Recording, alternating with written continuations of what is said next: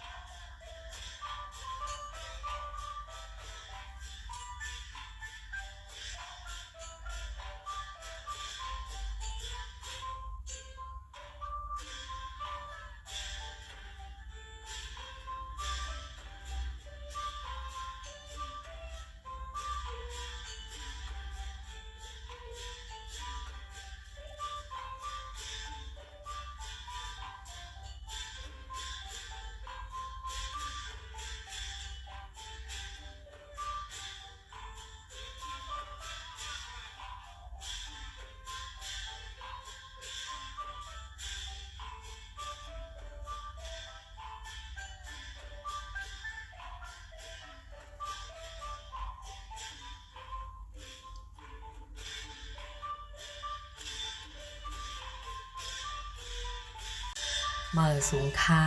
วันเมื่อไหนข้านางแสงก่อได้เอาแค่พังเก่ากึกปืนหอคำหลงสีป้อ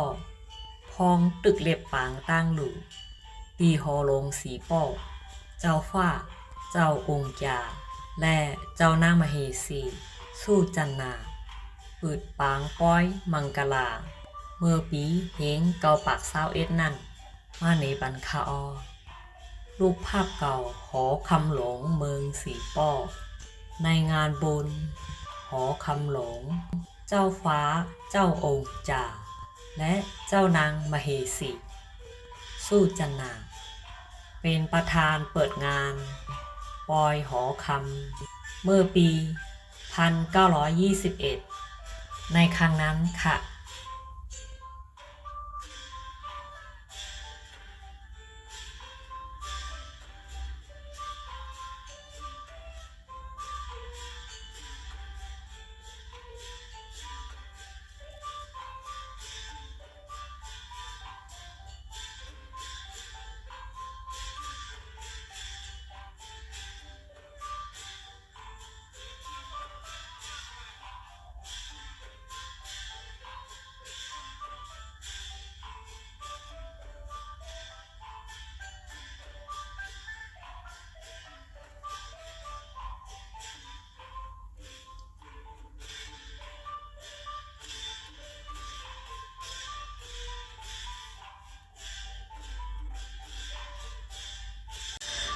เมื่อสงค่า